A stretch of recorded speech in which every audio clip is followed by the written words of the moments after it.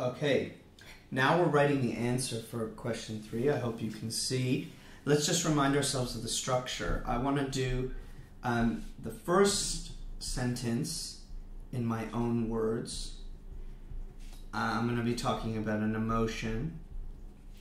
Or maybe I could also talk about a thought now, but I'm thinking about that. And in the later paragraphs, I'm going to talk about changes. In the second sentence, I'm going to use evidence to back up my idea.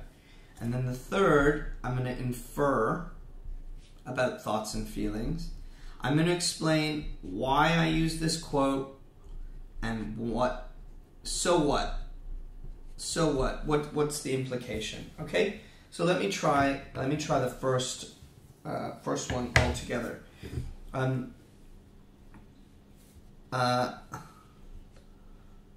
The writer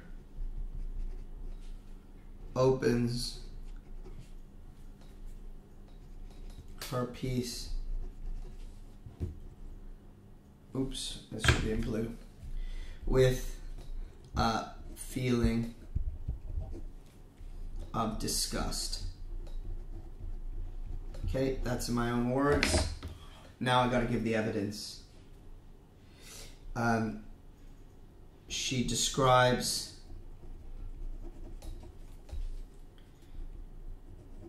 diesel belched. Diesel belched from lorries and butchered meat was blackened by flies. Okay? That for me shows the disgust. Now it's not language analysis. I'm not going to zoom into the words belched or blackened, which I think I would do if it was language analysis, and that might be something to think about for question 4. But right now I need to infer why have I used this quote to show that she's disgusted. From this, I infer the speaker is not used to air pollution,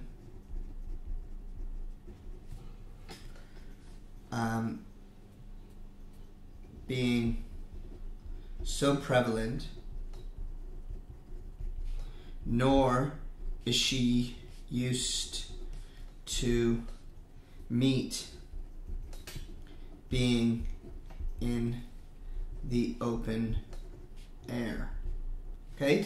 That's kind of an explanation, a little bit of an inference I'm making there. That's the answer to the question why. Why have I used this quote? Okay, well, so what? So what that she's noticed these things?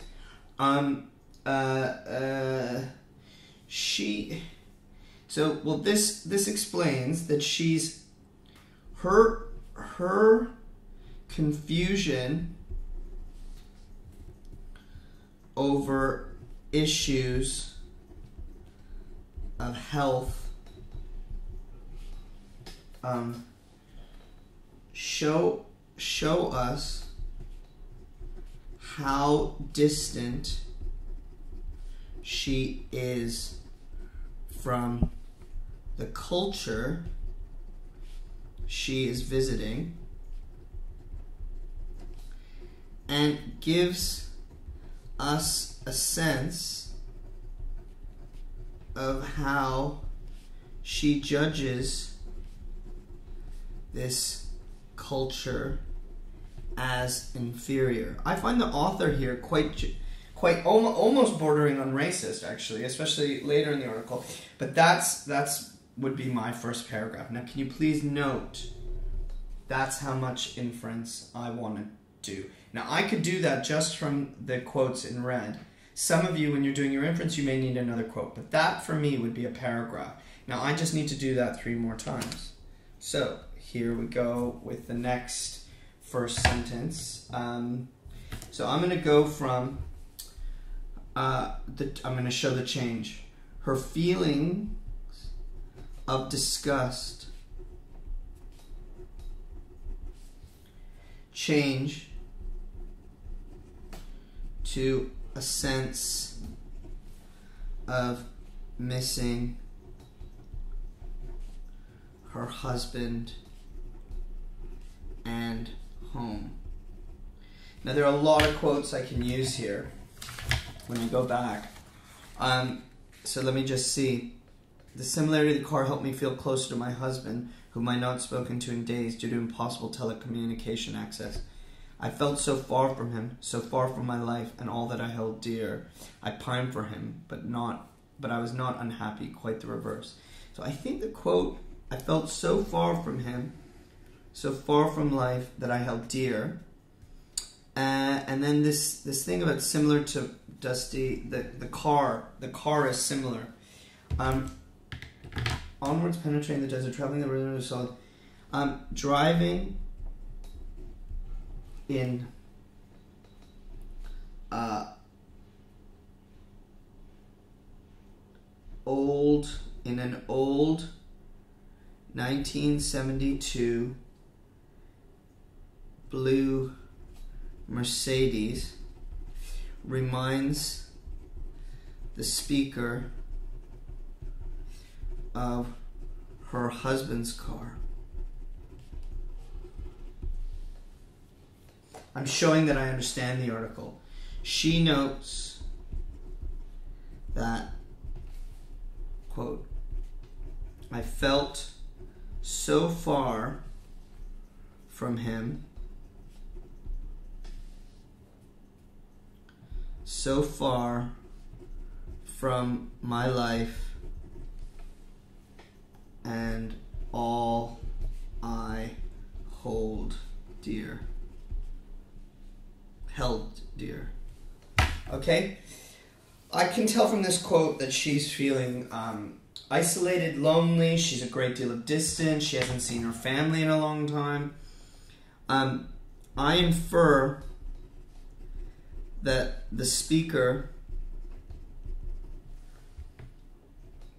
has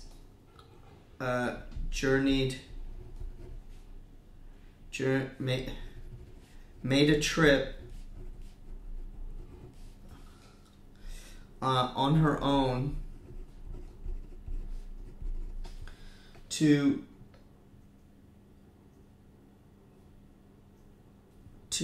experience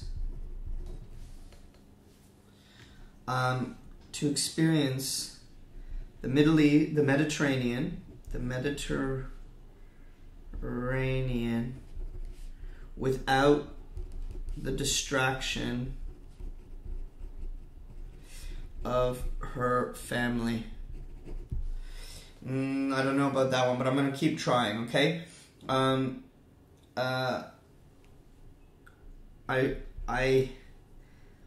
I can sense that she is confused and isolated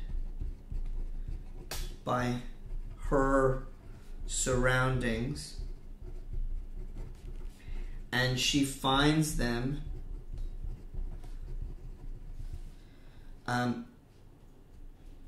quite different to the life she is used to.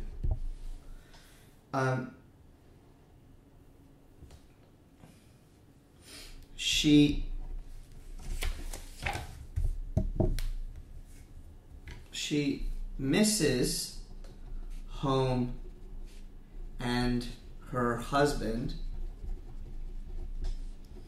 but she is also enjoying her journey. Okay? That's a good link to the next one, which is, I was going to go with annoyed, her thoughts of annoyance, but actually then, perhaps I could use this excited one. Let me just take a look at the quote. I felt the wind burning on me, drying me up, shriveling my skin to an old prune. I lived in my thoughts, staring out at the sea and sand. Nothing on the roads until the lorry. You know, she is happy. She's thinking a lot. She's contemplative, maybe contemplative. She's enjoying being out and in adventures. So let me see. So the speaker's missing of home changes into her enjoyment of her journey.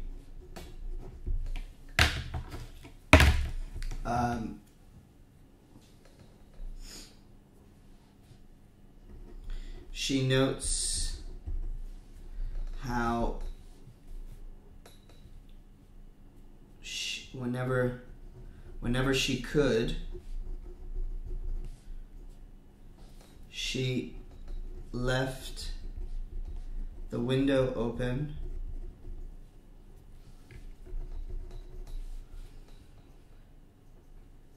and felt the wind burning and drying her up.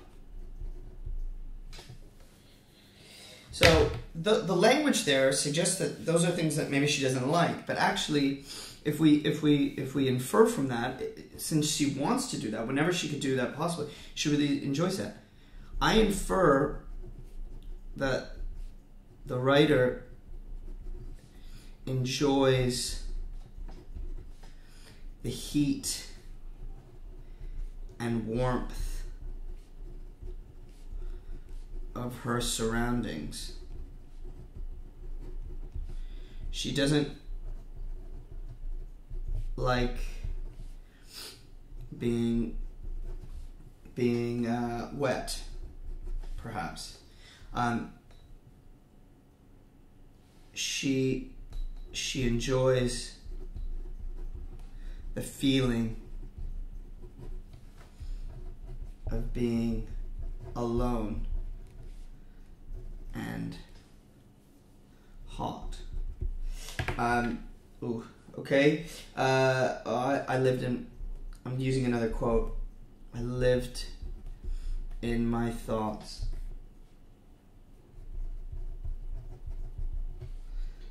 Staring out at the sea of sand.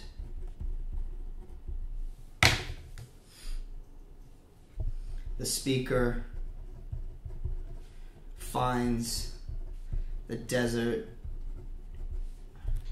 stimulates her thoughts,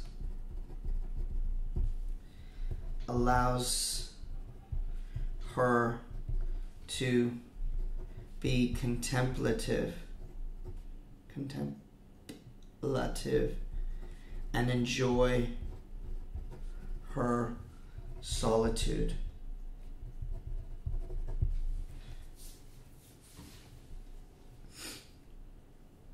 Okay, if you could just look at that for a second.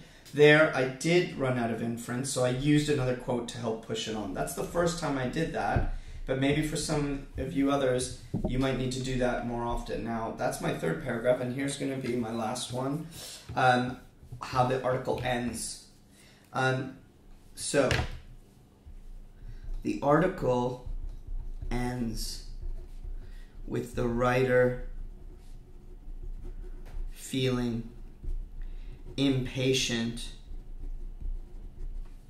with her perceived sexism in the Mediterranean. Oh my god, my spelling is atrocious, sorry. Mediterranean. So